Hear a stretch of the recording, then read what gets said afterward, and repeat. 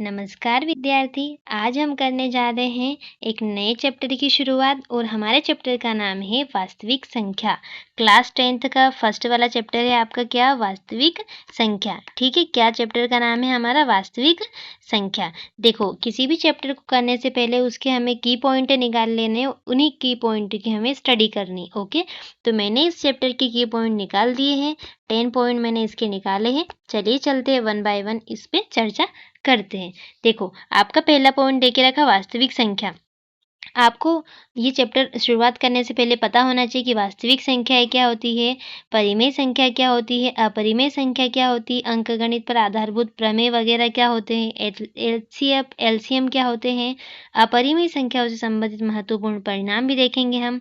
√2, √3, √5, √8 ये सब निकालना सीखेंगे और लास्ट में हम परिमेय संख्या सिद्ध भी करेंगे कि यह जो परिभाषा है ये विरोधाभास है या कैसी है। ठीक है, चलिए वन बाय वन करते हैं चर्चा।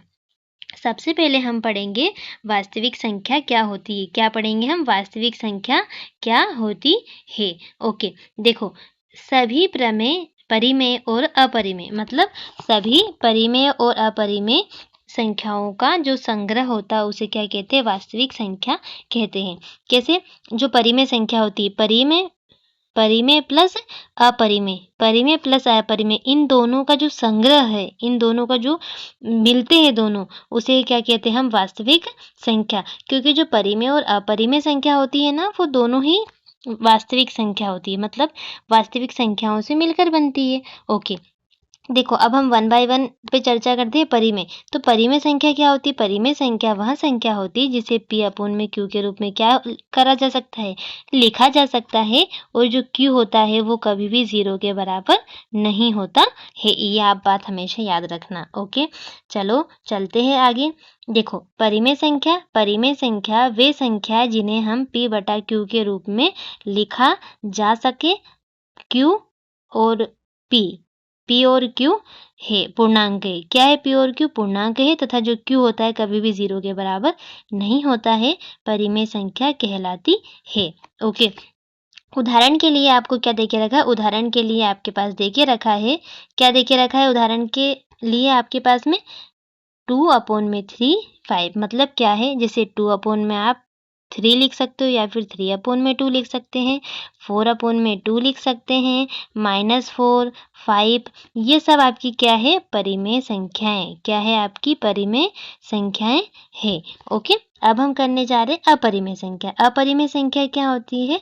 अपरिमेय संख्याएं वह होती है जिन्हें हम P/Q के रूप में लिख नहीं सकते, मतलब जिसे हम P/Q के रूप में क्या नहीं कर सकते? लिख नहीं सकते, उसे क्या कहते हैं? अपरिमेय संख्या कहते हैं। ओके, अपरिमेय संख्याओं को हम कैसे प्रदर्शित करते हैं? अपरिमेय संख्याओं को हम प्रदर्शित करते हैं अंडर रूट से। किससे प्रदर्शित? √2, √3। ओके, उम्मीद करती हूँ आपको इतना समझ में आया होगा।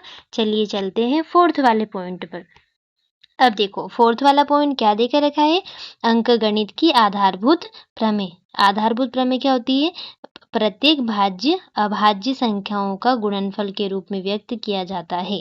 अंकगणित में क्या होता है? भाज्य और अभाज्य दोनों ही गुणनफल को के रूप में दोनों ही संख्याओं को गुणनफल के रूप में क्या किया जाता है? व्यक्त किया जाता है। ओके, देखो, आपको क्या देके रखा? मान लो 60 देके रखा। 60 का आप HCM LCM निकालना है आपको, तो 60 का LCM पता है आपको? नहीं पता? देखो, इधर मैं बताती हूँ आपको। ये 60 लिख दिया मैंने। अब इसका मैं क्या कर दूंगी? वर्गमूल कर दूंगी। 2 से कट जाएगा ये, क्योंकि सम संख्या है 60, और 2 भी कैसी है? सम संख्या है। ओके, अब जब हम इसको काटेंगे तो कितना आ जाएगा हमारे पास में? 30 आ जाएगा। फिर हम 2 से भाग देंगे, तो जब हम 2 से भाग देंगे तो कितना हो जाएगा? 15। फिर हम 2 से भाग जाएगा क्या? नहीं जाएगा। तो फिर हम क्या ले लेंगे? 3 ले लेंगे। तो 3 पंजे कितना हो जाएगा आपका? 15 हो जाएगा। तो आपका ये 3 पंजे कितना हो गया? 15 हो गया। अब 3 से 5 तो नहीं कटेगा, तो फिर हम क्या ले लेंगे? 5 ले लेंगे, और 5 से 5 का भाग देंगे तो 1 हो जाएगा। देखो, आपको क्या करना है? जो आपने यहाँ लिया है उसी से आपको इसमें क्या कर देना? भाग कर देना। देखो, एक बार और समझा देती हूँ। 2 से हम 60 में भाग देंगे तो कितना आ जाएगा? 30 आ जाएगा। ओके, जब हम 2 से 30 में भाग देंगे तो कितना आ जाएगा हमारा 15 आ जाएगा। ओके, ठीक है, चलते हैं आगे। उसके बाद हमारा देखिए रहेगा 3 से 15 में भाग देंगे तो 3 पंजे कितना हो जाएगा 15 हो जाएगा। ओके, फिर उसके बाद में 3 से तो ये 5 कट नहीं रहा था, तो हमने क्या करा, इसको 3 से 5 नहीं कट रहा था, इसीलिए हमने 5 से 5 को काट दिया। और जब 5 से 5 को काटेंगे तो कितना आ जाएगा 1 आ जाएगा। आपको दिख रहा होगा ना, 2, 3 और 5 यहाँ भी लिखा है, 2, 3 और 5, 2 बार 2-2 लिखा है ना, ये 2 बार 2-2 लिखा है, उसके बाद 3 और 5।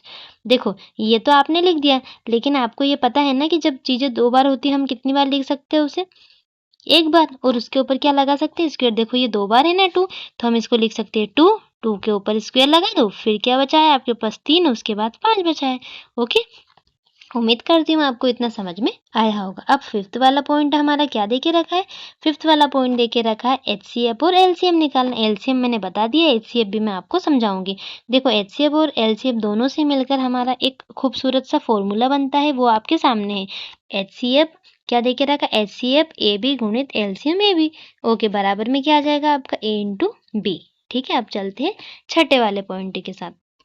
देखो, यहाँ पर दे के रखा है आपको अपरिमेय संख्याओं से संबंधित महत्व, मतलब जितनी भी अपरिमेय संख्या है ना हमारी, वो इनका कहना ये है कि यदि कोई अभाज्य संख्या p किसी धनात्मक पूर्णांक a स्क्वायर से विभाजित है। इनका कहना है कि जो p है, क्या है? मतलब इनका कहना है कि जो p है, p से a स्क्वायर क्या है? विभाजित है। तो अगर p से a स्क्वायर विभाजित होगा, तो हम ये कहना चाह रहे हैं कि जब p से a स्क्वायर विभाजित है, तो p से a भी विभाजित होना चाहिए। ये कह रहे हैं कि p से संख्या p से किसी धनात्मक a स्क्वायर क्या होगा बेटा?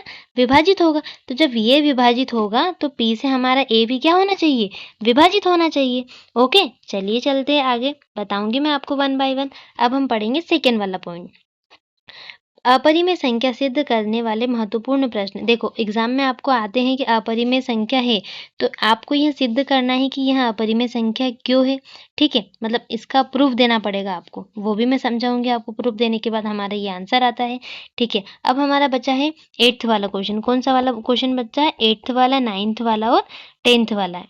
ठीक है, 8th वाला, 9th वाला और 10th वाला। वीडियो बड़ी हो जाएगी, इसलिए मैं आपको ये तीनों क्वेश्चन अगले वीडियो में समझा दूंगी। और इसके बाद हम 1.1 की क्या कर देंगे? शुरुआत। प्रश्नावली 1.1 की क्या कर देंगे? हम शुरुआत करते हैं। ओके, उम्मीद करती हूँ आपको यह वीडियो समझ में आया होगा, और अगर यह वीडियो अच्छा लगा हो तो लाइक करें, शेयर करें, सब्सक्राइब करें। धन्यवाद। उम्मीद है आपको यह वीडियो पसंद आया होगा। अगर वीडियो उपयोगी लगा हो तो लाइक करें, चैनल पर पहली बार आए हो तो सब्सक्राइब करें, बेल आइकन क्लिक करें और अपने दोस्तों के साथ शेयर